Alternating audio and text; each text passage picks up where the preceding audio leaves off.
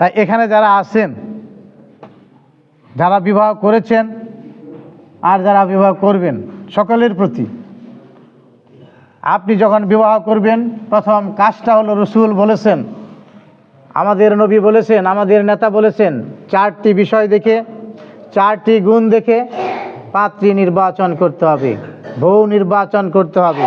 কয়টি বিষয় দেখে? 4টি বিষয় দেখে। 1, তাকওয়াবান, যে মেয়ে তার সতীত্বকে স্বামী ছাড়া আর কারো নিকট যাওয়ার চিন্তা করে না, হেফাজত করেছে, পর্দায় থেকেছে, ধার্মিক, আল্লাহকে ভয় করে, সেই মেয়েটাকে নির্বাচন করতে হবে প্রথম। আপনারা কি করেছিলেন? আমরা কি করেছি? আমাদের টার্গেট মেয়ে কত সুন্দরী, কত ধনী। তাহলে 1 নাম্বার টার্গেট, যে মেয়ে কোরআন পড়তে পারে না, অর্থ বুঝে না, সেই মেয়ে কখনো ধার্মিক হতে, তাকওয়াবান হতে, পরহেজগার হতে পারে না। এটা মাথায় রাখবেন।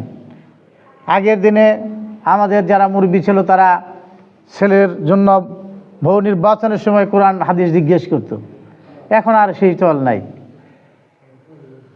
তাহলে 1 নাম্বার, যারা এখানে আসেন, আমি তো আর একটু কঠোর কথা বললে আপনারা রেগে যাবেন,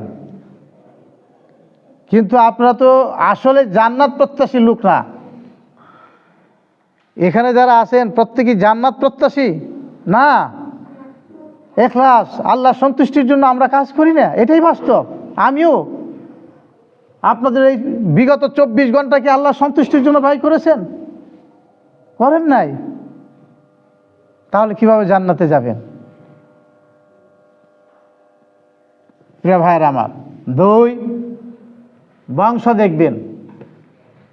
এটা মেয়ে যেমন, ছেলের বাপ যেমন দেখবে, মেয়ের বাবু দেখবে, একই কথা। কিন্তু ছেলের জন্য বউ আনতে ধার্মিক হতে হবে, মেয়ের জন্য জামাই নির্বাচন করতে গেলে ওইরকম ধার্মিক ছেলে লাগবে। কি বলেন? কিন্তু দেখেন, 2টা ক্ষেত্র থেকেই কিন্তু আমরা এগুলো পাচ্ছি না। মেয়ের তরফ থেকেও জিজ্ঞাসা করে সরকারি চাকরি কিনা,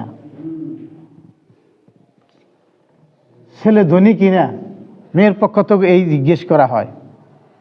তাহলে ইসলামের একটি সুন্দর বিধানকে আমরা এখানেই কিন্তু ধ্বংস করে ফেললাম, যার কারণে আজকের পরিবারের মধ্যে, অধিকাংশ মুসলিম পরিবারের মধ্যে কোনো শান্তি নাই, পরিবার গঠন হয় না। বিদায় আজ ওই মসজিদের এই যে এখনো লোক আসে নাই।